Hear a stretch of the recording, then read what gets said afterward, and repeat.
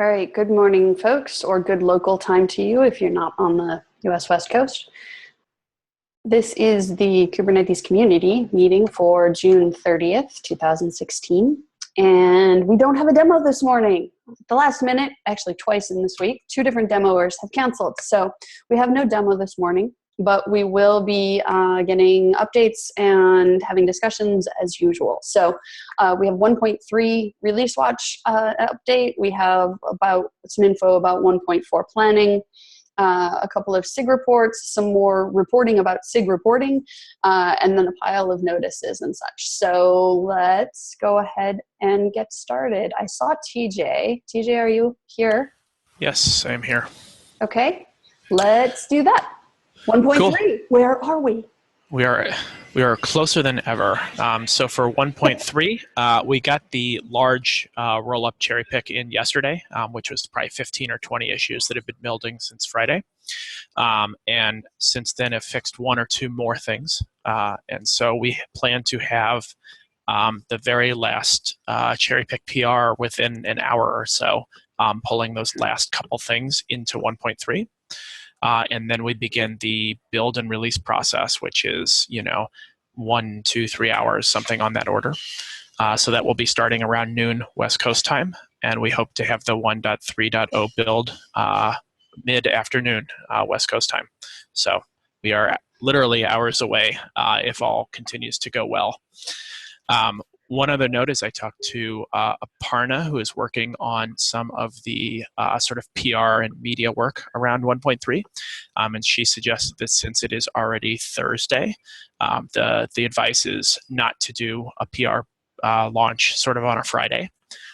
And also with this long weekend in the US coming up with the July 4th holiday, it's not a good idea to do that right after that. And so the PR plan is for Wednesday, July 6th. So we would still generate the build. It would still be out there on GitHub, usable by anyone, but we would do the sort of media push and make a lot of noise next Wednesday. Awesome. Thank you. Thank you. I was going to add that if you didn't, so that's perfect. So there is a blog post that is planned to go out. There is information. So quick question, TJ. Is there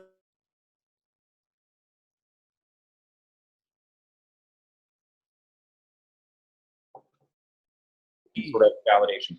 Yeah, we do continuous testing on the 1.3 branch. And so since the large cherry pick PR got in, we've gotten lots of cycles on that at least. So the diff between that and this is small enough that we don't think it's fully necessary.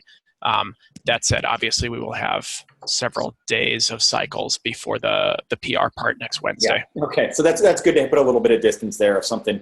Right. We need to do a .1 in the meantime. It's not the end of the world. Okay. Yep.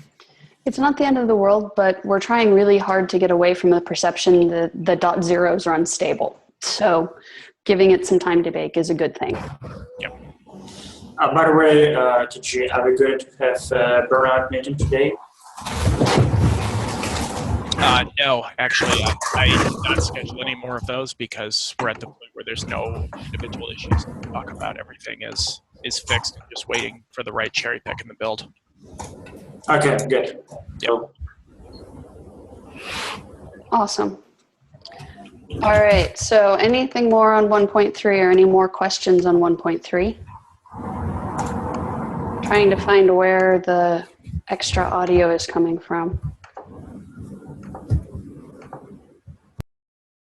Somebody muted him or herself. Awesome. So any further questions on 1.3? Doesn't sound like it, or you guys aren't hearing me. Okay. So here's hoping you are hearing me. Yes? Yeah. Okay. Sorry, I was having microphone issues earlier and yesterday. Brendan and I spent a good 10 minutes debugging and hand signals yesterday, and so I'm a little bit worried about this these days. So no more on 1.3. So then we will get this out the door and make a big noise about it next week. But we can talk now about 1.4 and feature workflow. So Ihor, you are going to be up for that. Yeah, so I don't have a lot to update as well as TJ, but yeah, so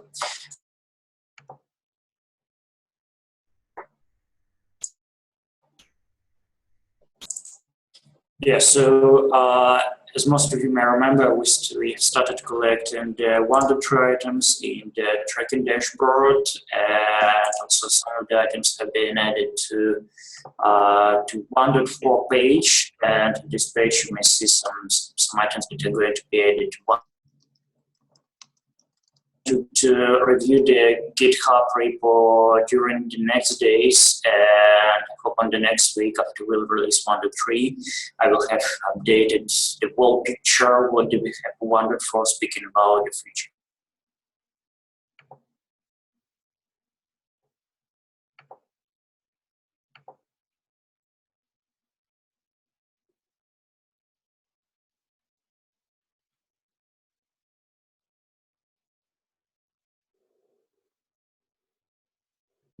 Also, I must advise in asking everyone to review that, and possibly if someone has any suggestions, review that and provide us with that. Yeah, so that's all from my side. Possibly some other people from PMT may add something, but I'm expecting to have really more updates on the next week for after we'll release 1.3.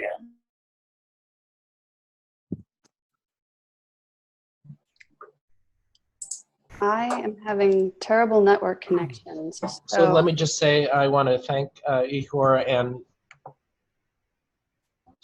enormously here. We're honestly going to try.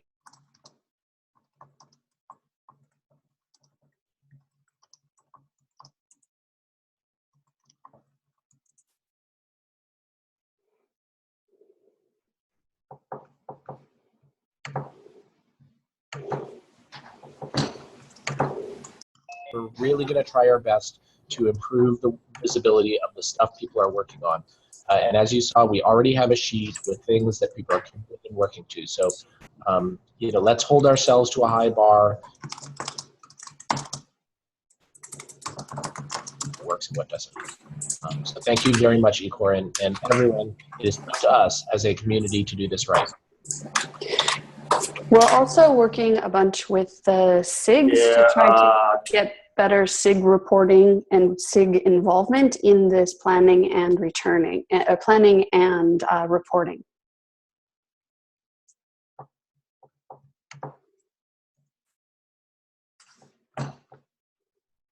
Sent me an IM and said that she is having persistent trouble with Zoom, so asked me sort of to keep things moving.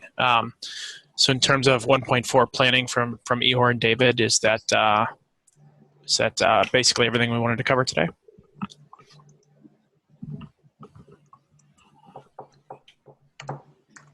Yes. Sounds like it. Yeah. Okay.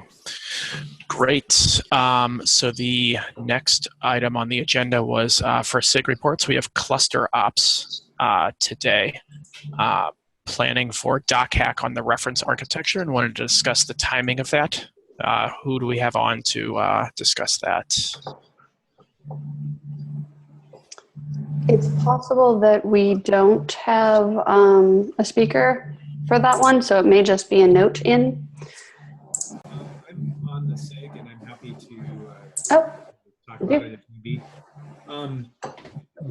Basically, we just talked about how we want to do a lot of prep work, and we could really use help getting that ahead of time along with SIG docs. So I think really where it's at right now is we just need to do some coordination on the backside to make sure that we're all aligned and not just hacking on docs that aren't necessary or that are maybe not relevant. And so I don't know who is leading SIG docs. John Mulhausen. John Mulhausen. Okay, so I guess we'll just coordinate with him and figure that out, and then hopefully by next week we'll actually have an update on when we want to schedule it. But right now we're just trying to focus on being effective and not wasting a day doing it. So Awesome, thank you. Mm-hmm. There is also there was an item in here for discussion when we get to another spot. If there are other SIGs that want to report out now, that would be awesome. Any other SIGs? That was Jason Marv all the way. Oh, excellent. Hey, sorry I was late.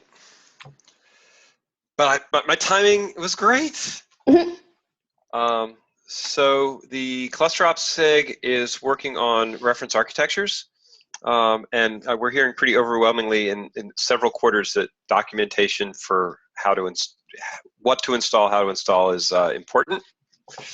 And so we do want to actually have a hack day on it. We've sort of narrowed scope down to just hacking on the reference architecture from hacking on docs in general. Jason also gave a bit of an update a moment ago.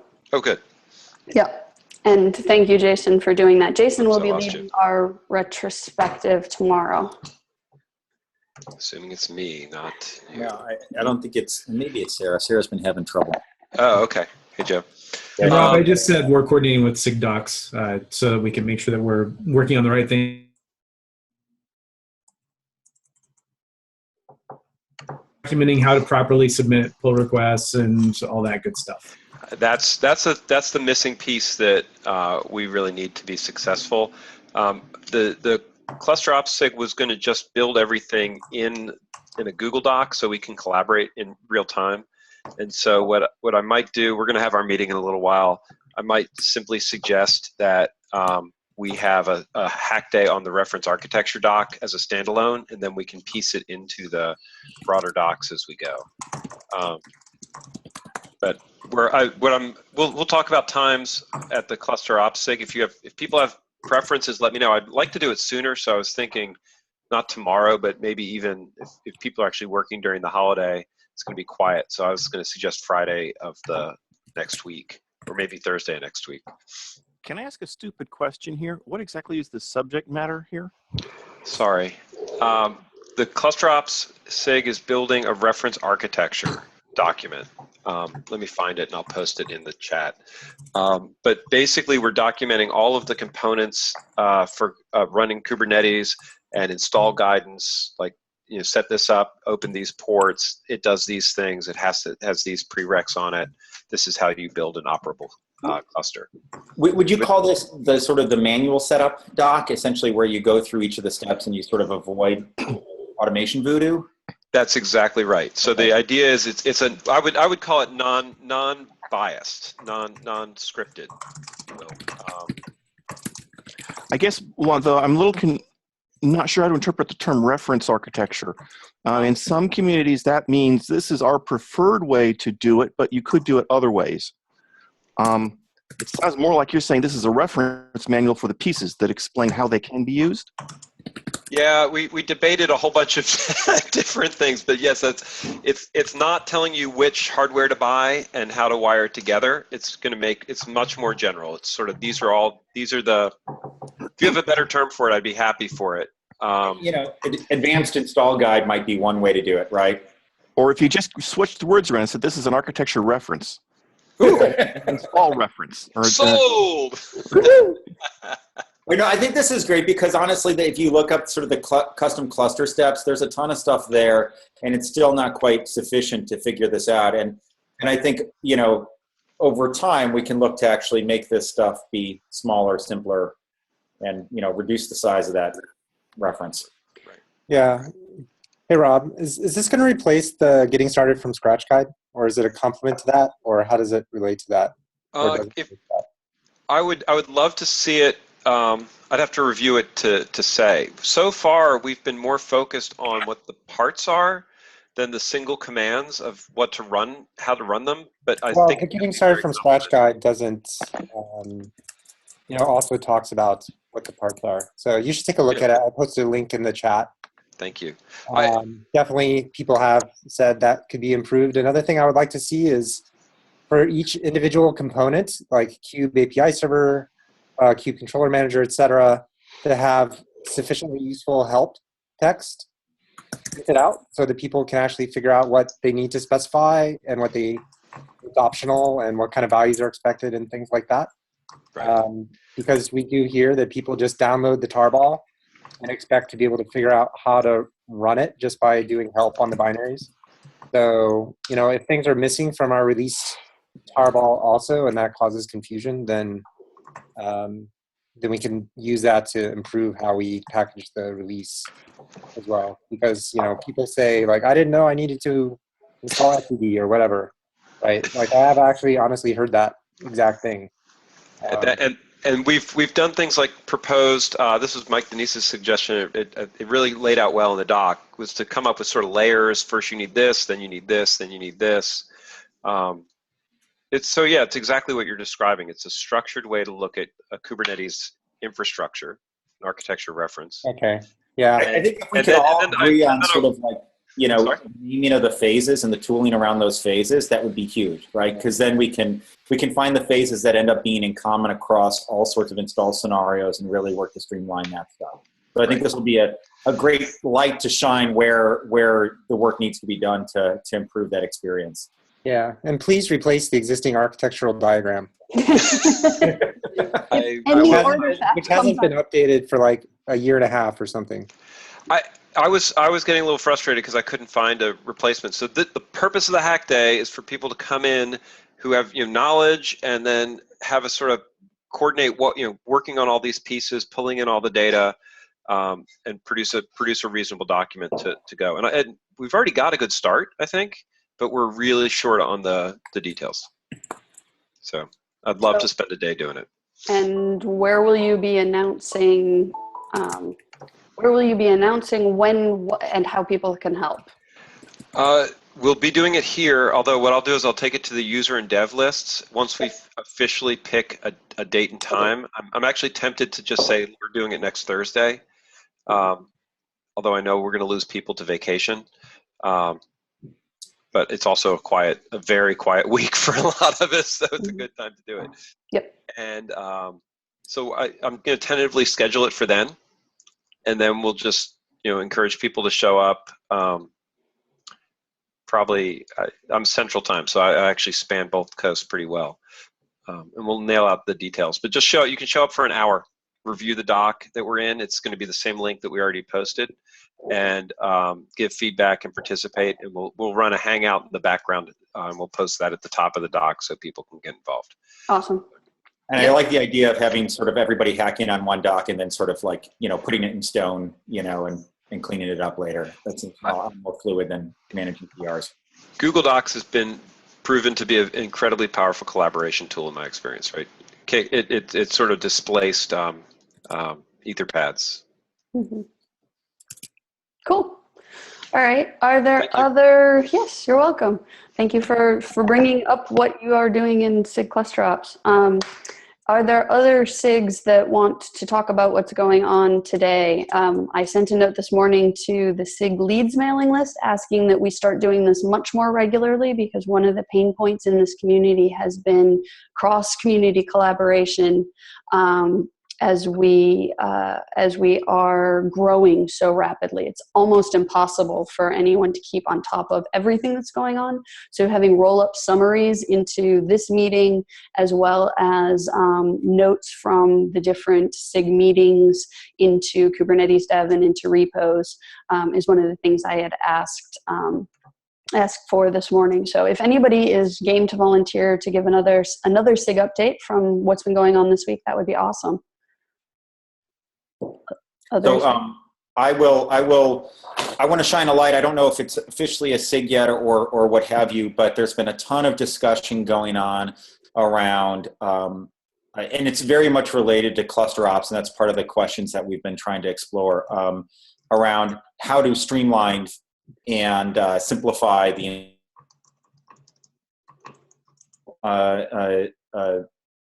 mechanisms. And so there's another SIG. It was originally SIG install. I don't think mail was ever sent out about it. Now it got renamed to SIG-cluster-lifecycle. I think there's still a question of sort of how these things relate. But the idea here is take the idea around sort of let's document all the steps necessary to bring up a cluster. And then the next step is, okay, how can we actually start simplifying that? Where do we want to take that in terms of taking that, was probably going to be a relatively complex advanced doc, and how do we actually start boiling that down, having some reasonable defaults. And so a lot of that discussion is happening. Sounds like it should work closely with my doc. I don't have a doc. Which doc are we talking about? Or unless there's another Joe. And so that was Rob's doc. Yes, so it's definitely, I think, the work around where as we look at Rob's doc and we say, wow, this part of this install system seems crazy. What can we do to actually start streamlining this, starting with low-hanging fruit and then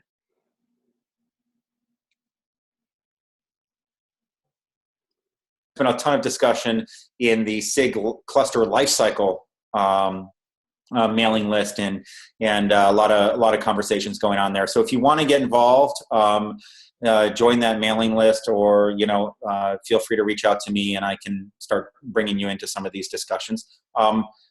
Just quick straw poll. Put it in the chat or speak up. Is this news to anybody? I mean, because I posted on Kubernetes Dev. I feel like I've been making a ton of noise, but it's unclear sort of how widely this stuff gets out there. The sort of trying to focus on install, has that been communicated widely, or is it a surprise? The focus on install just broadly should not be, because the focus on user experience is all of 1.4. Yeah. I just want to make sure that our communication channel is working. Right. Okay, so it is news to let's see. We have one person saying it's news to me. A lot of other people saying they've heard it. So I think we're just trying to make sure that we get the word out there, sort of where's everybody's attention is at, so that you can pile on or ignore it if you like. And the reason for creating the new mailing lists and whatnot was to get the discussion out of random GitHub issues and into a forum that people can actually discover and see. So we'll figure out the exact permanent home of where that discussion will be happening, but we do want a forum where people can participate instead of having to go find several different GitHub issues in different repos. One of the differentiators, as I understood it, and I just want to confirm that I understand properly, is that the cluster lifecycle is really focused on putting things in upstream that make the install process smoother, easier. Like, for example, the self-hosted Kubernetes stuff that in CoreOS and whatnot. And the SIG-cluster-ops is really about, we have a working cluster, now how do you actually maintain, upgrade, do all the things that, as an operator, you would be concerned with. So it seems like the DMARC is the life cycle of the product as it relates to being a installable, user accessible product, and then cluster-ops is, now we've got a usable, installable product. How do we maintain it? How do we make sure it's documented from an operator perspective? Does that seem consistent? Rob? I think this is evolving to, we have to figure out, I'll put my video on. So there's multiple layers in this, and some of what I'm trying to do is learn from my history and bring some of that to bear. What I'd like us to do is just sort of work on the DMARC, if we need DMARC, and figure out what we want to do. I don't think it's decided yet, because I think that there's overlapping missions, and overlapping missions might be fine. I want to make sure that we deal with that.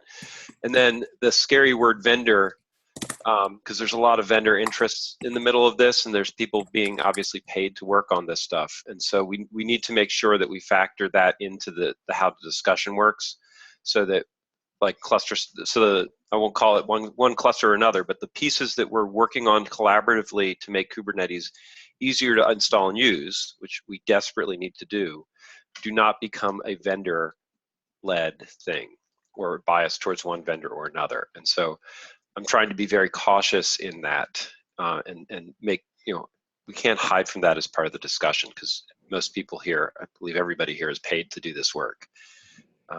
And the people behind that, except for Joe. And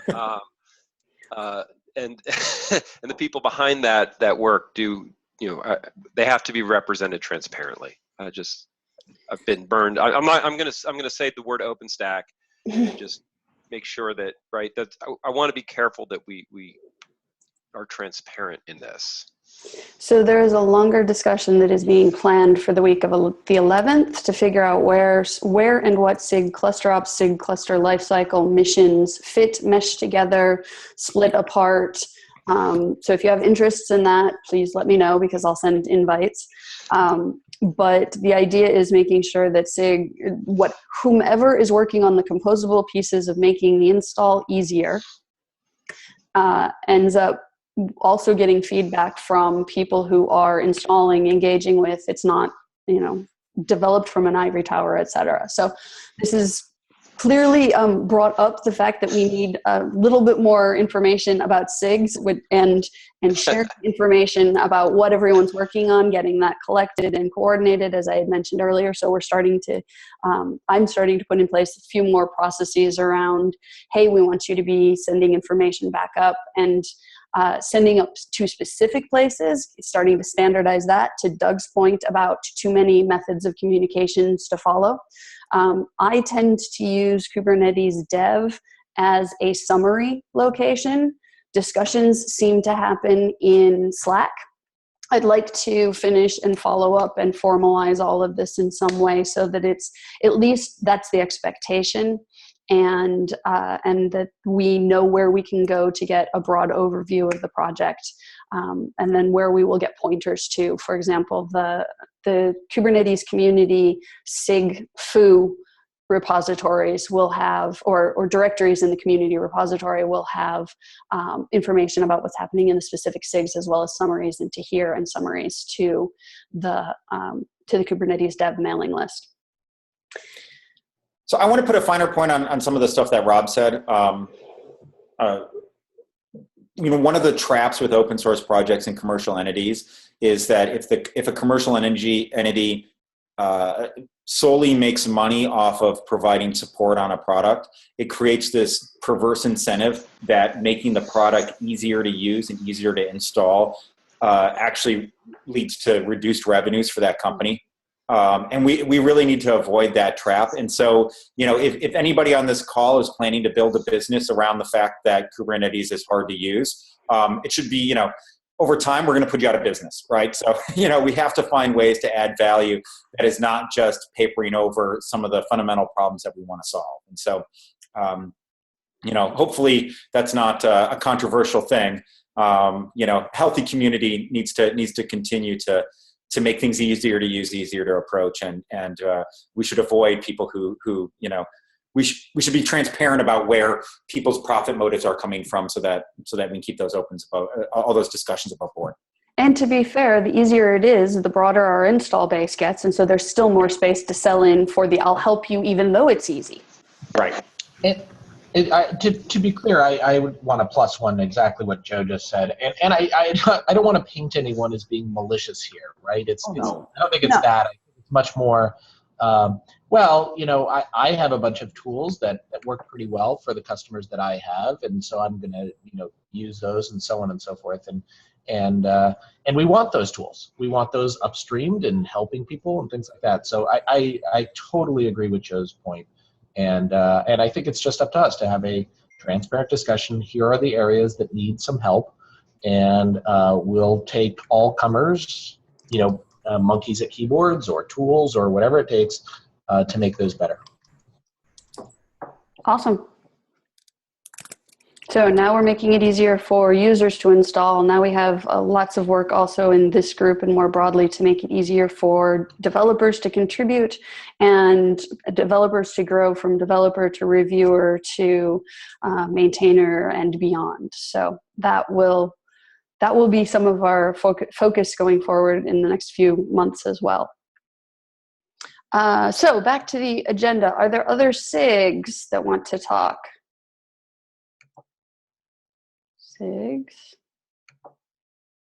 Going once, going twice. All right. We are ending up without a demo. We're going to end up with a relatively short meeting this week. I have a couple of notices. With all of these changes and more transparency and more communication between the SIGs in both planning and execution, I've asked all of the SIG mailing list owners to open up their mailing lists so that you don't have to join them in order to post to them, which cross-posting then becomes a little bit more straightforward if you know that something is in an adjacent SIG and you want them to weigh in on something. So that should be done. I think there may be one or two laggard SIGs out there that I didn't have access to, and I will continue chasing those. This week has been a week of This week has been a week of work on the Fixit, trying to get different people around the community engaged, growing community contributions, growing community skills. We've done a couple of things with office hours for developers with people who may be newer to the project one way or another. We're doing another one of those today. This is going to do an office hours at 11 a.m. on this same Zoom channel. So we will continue with that. Tomorrow is, of course, the community retrospective for 1.3, and I haven't pulled up this week's numbers or the to-date numbers yet for the Fixit, but we were actually trending with more issues closed and then opened earlier this week, which is a positive and unusual trend right now. So we want to keep moving forward on that. There is a Fixit page up in the wiki in the Kubernetes community repo under Community Fixit, which has different places that people can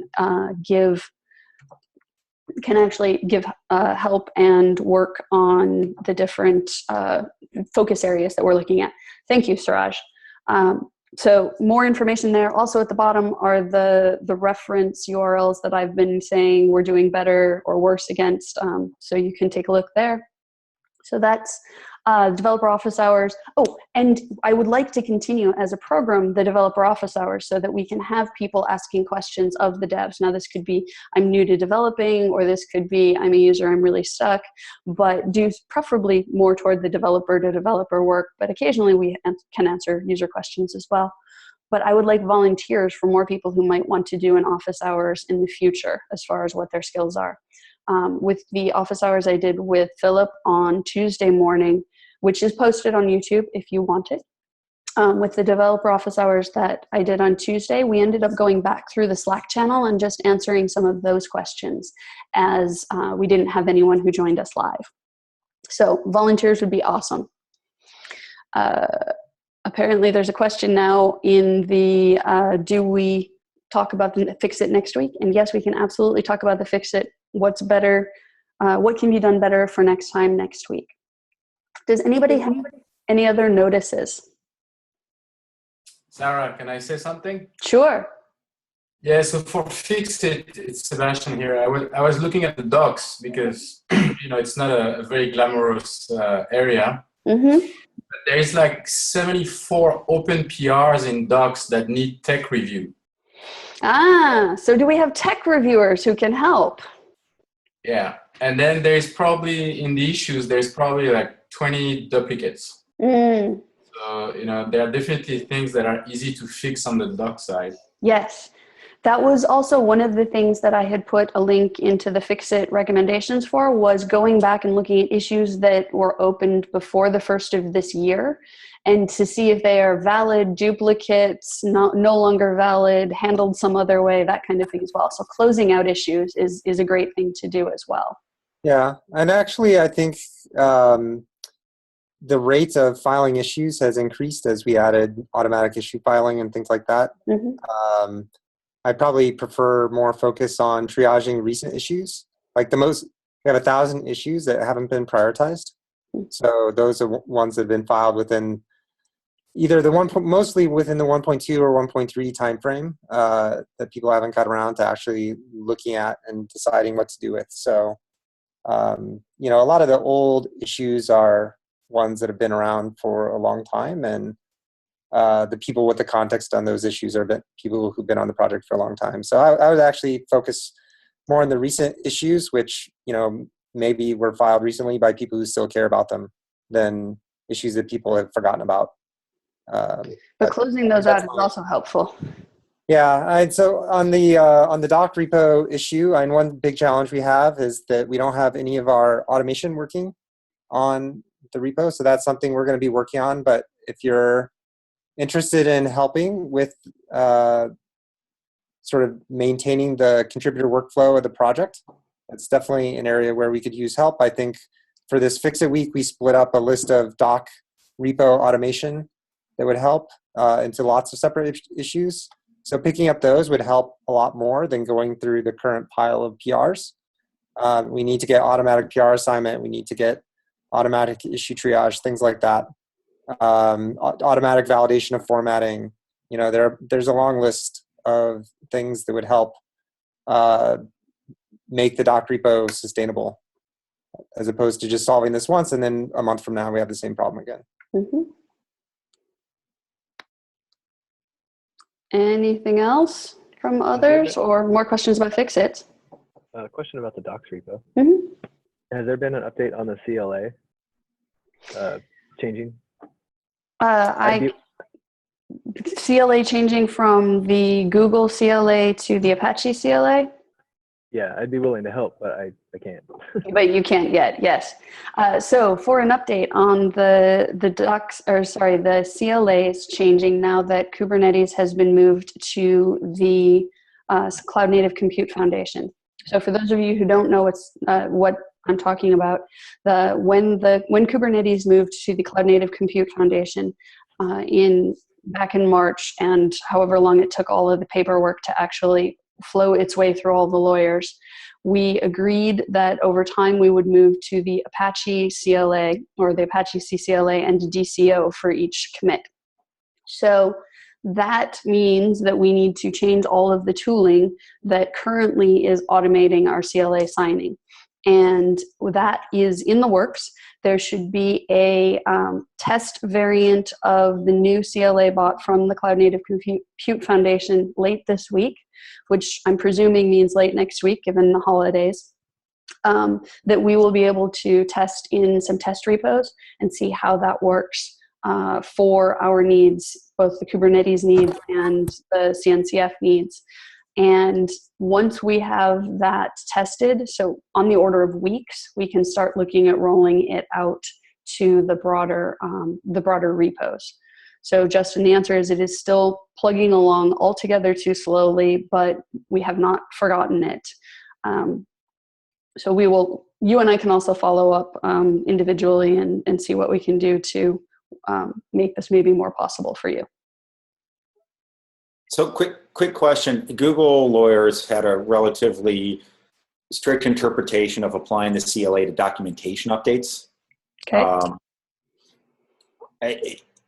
It might be worthwhile in light of the CNCF to actually open that up and be a little bit more lenient around accepting contributions around documentation that don't require the CLA. Because, if you're working at a big company and you just want to fix a typo in the documentation, you shouldn't need to get a corporate CLA. Yeah, it's like that's just you give up, right? It's easier to send mail to somebody and saying, please make this change. And I think we were hung up on this earlier on the future repo. There was a bad link, right? And the PR sat there because of the CLA, and you're like, really? It seems silly. Yep.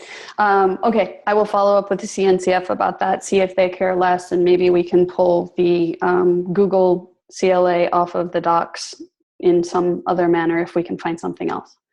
I suspect they're going to be. Even for tech review stuff on the docs repo, I don't know that requires a CLA just to do reviews and do reviews. It wouldn't. Yeah. Yes. I can probably still help. Yeah. Yeah, totally. People can file issues, comment on issues and PRs, do PR reviews, all without CLA. They just can't submit PRs. Right. Or actually, they can even submit PRs. You just can't merge the PR without signing the CLA. But now you're in a situation where somebody submits a PR to fix a typo, and then they get hung up on the CLA. And I totally understand. Yep, I want to fix this, right? So now that I want to go in there and be like, well, let me do another PR because I don't, I'll sign the CLA, right? Let me do another PR, but then my PR looks exactly like their PR. Am I stealing their code when I fix that type? I don't know. Can you actually certify that A came from your head? I know, right? It's like at some point it's just it's absurd. But I don't know what the right path forward is there. So, I will check in with more lawyers because this is my favorite part of my job.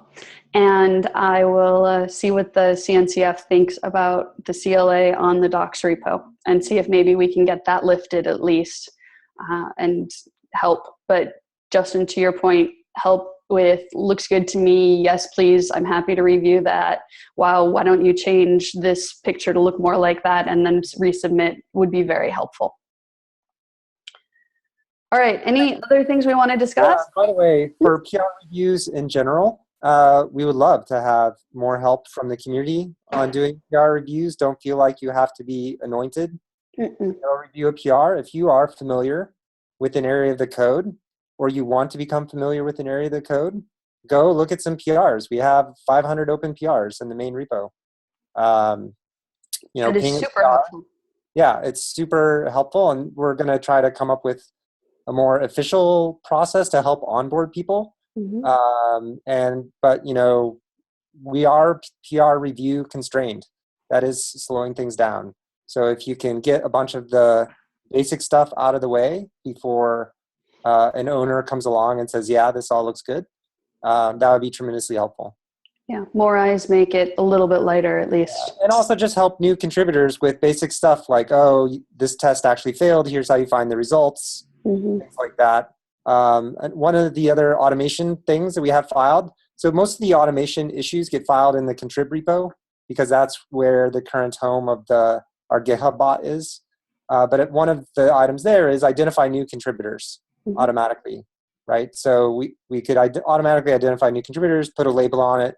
Then you could search for, okay, what new contributors might need help in an easy way. So I'd love to have help writing things like that. But we need to grow the contributor base. We need to help people get their work done. We're going to be putting up some metrics. Antoine has been working on some great metrics. We're going to try to figure out how to get a public dashboard. But it shows a sad story of, it's taking longer and longer to get PRs pushed, right? And so I'd like to amplify something, Brian, that you were saying. So I've done some PRs and they get hung up on flakes, but I tried to track down the flake, but got stymied because I don't actually understand the testing system very well and wasn't able to find any documentation of it. So documentation of what I need to know in order to be productive hunting flakes would be very helpful. Yeah, and maybe that's something we could also use help with. Maybe we can have, we actually have a team of people who are working on fixing a bunch of these issues. I think there was a doc shared publicly about the fixing the test issues. If we can get some more help with that, then the new people participating can learn the ropes and help document all the stuff that was not obvious to them. Getting some fresh eyes on it is useful for that sort of thing. And Aaron Krickenberg comes in with a link.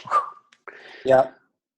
And this is somewhat representative of the fact that development-related docs never made it over to the main docs repo. So you kind of have to know that if it's a user-facing feature, you should go to kubernetes.github.io.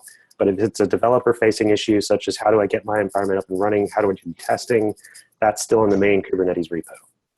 Yeah, and that was, yes. I mean, all the developer docs need work. I don't know that putting them in the docs repo is the right thing. They kind of have a different audience and all the, So anyway, the doc repo is in a sad state right now. I don't know that we want to subject. No judgment here. I'm just trying to say that's sort of the delineation. I saw that if it's a dev-facing thing, it absolutely Kubernetes repo. One of the things we can do is we can just call attention to some of these docs because some of this stuff is hidden. Like, I'll give you an example is that, the Cage bot will say, hey, I can't merge this because of this reason. If you want to, if it's a flake, then find the flake and actually put the issue in there. Well, the actual syntax that you use to respond to that bot is not documented anywhere that's easy to find from that thing that's actionable there.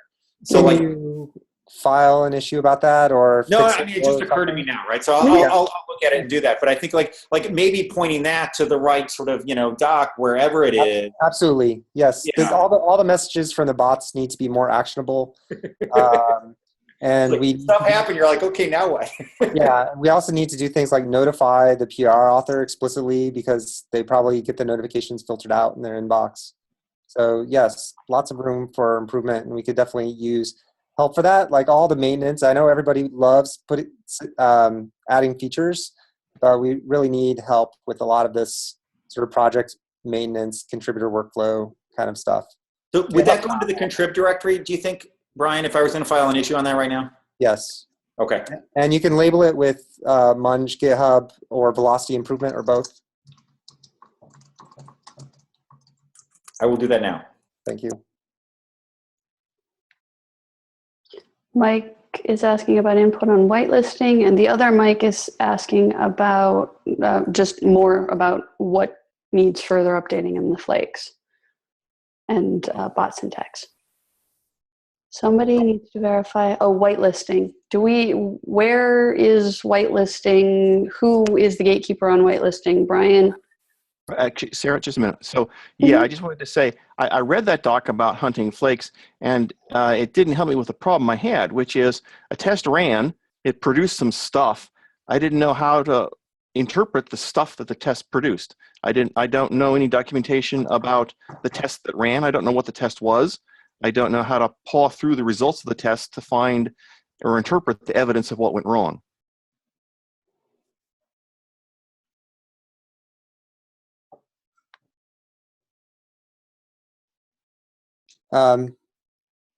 Yeah, everything went quiet, but I agree that documenting strings to look for to find the failures in the test output would definitely be a useful thing. Well, it's not just strings. I don't understand the structure of the tests. I don't understand what the tests are. Yeah, so yeah, when I find something, I don't know what it was that went wrong.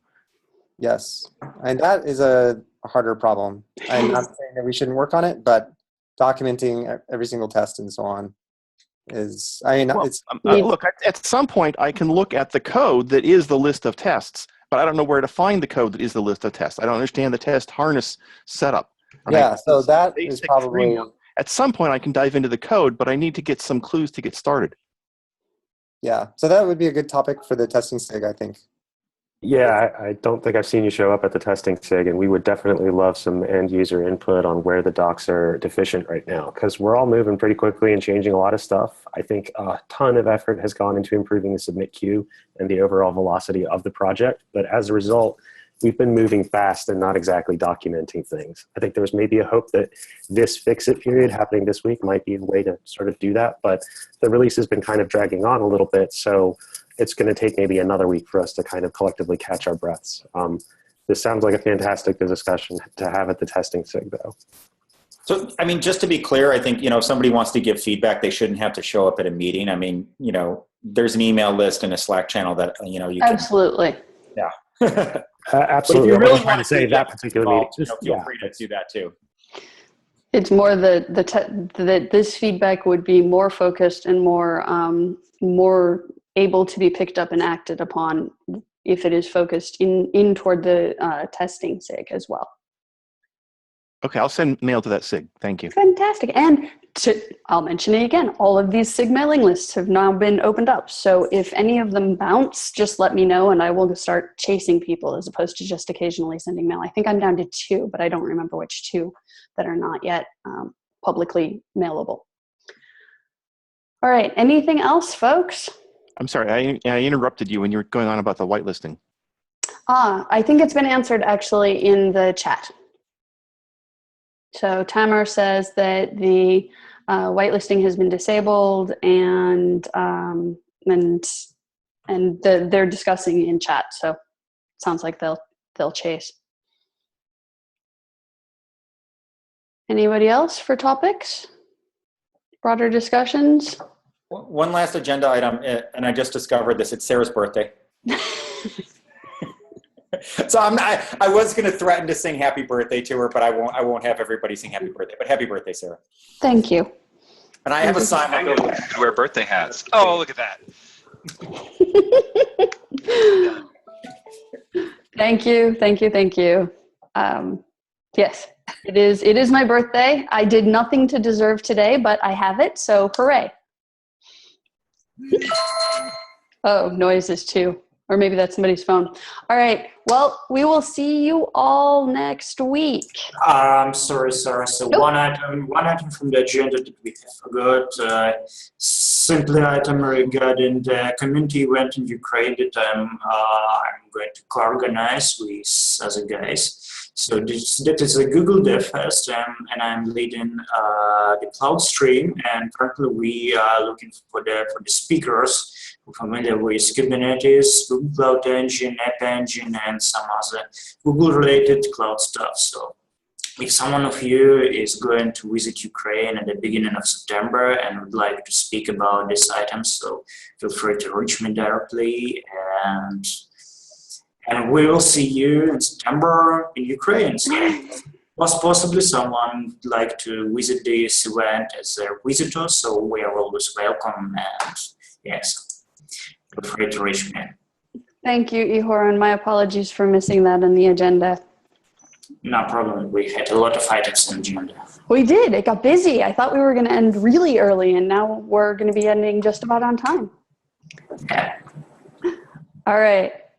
Last call for real. Otherwise, we'll all see you next week after the 4th of July holiday in the US and a normal Monday, Tuesday, and Wednesday for the rest of you. All right. See you guys next time. Thank you. So.